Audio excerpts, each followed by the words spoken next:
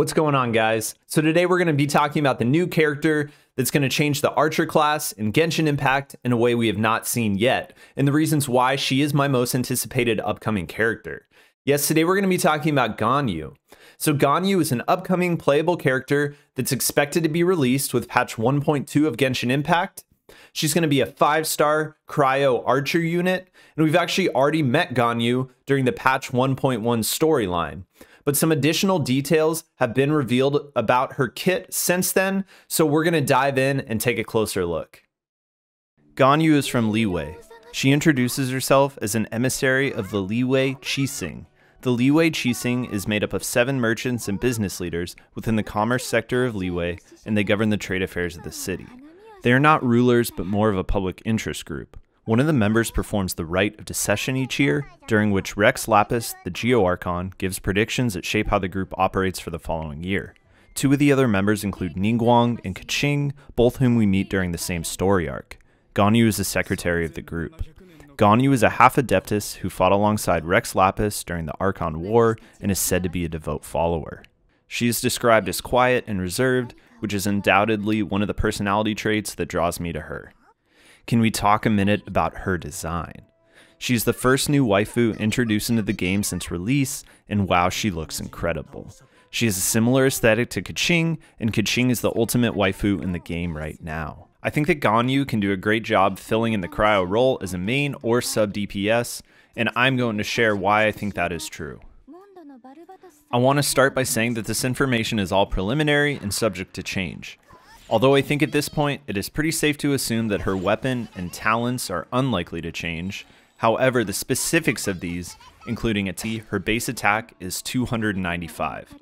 That is seriously approaching main DPS territory. That is the same base attack as Diluc, and almost 100 higher than Amber's base attack at that same level. Her base HP is significantly lower than Diluc's at the same level, and much closer to Amber's. Will these get eventually evened out at all? We'll have to see.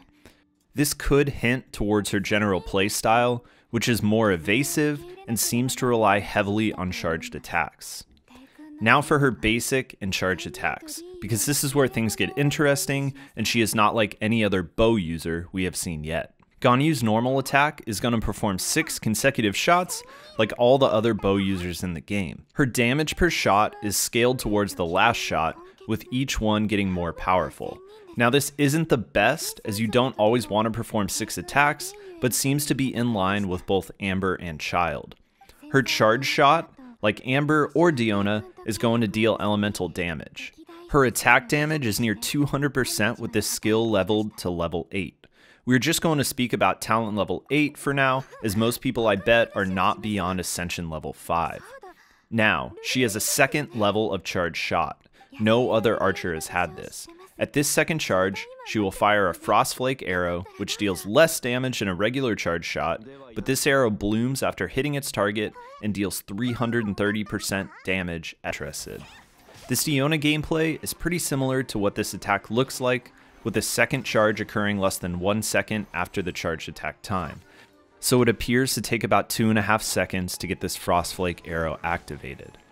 In this clip, we see a nearby enemy take damage from the AoE damage the Frostflake arrow produces. Now looking at Ganyu's elemental skill, Trail of the Qilin, it appears to be similar to Amber's elemental skill. She's going to leave an Ice Lotus behind, which is going to distract enemies and cause them to attack.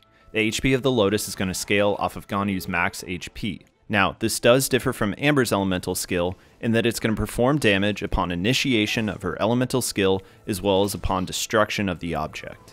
The duration of this skill is 6 seconds and the cooldown is 12 seconds, so the cooldown is slightly less than Amber's skill.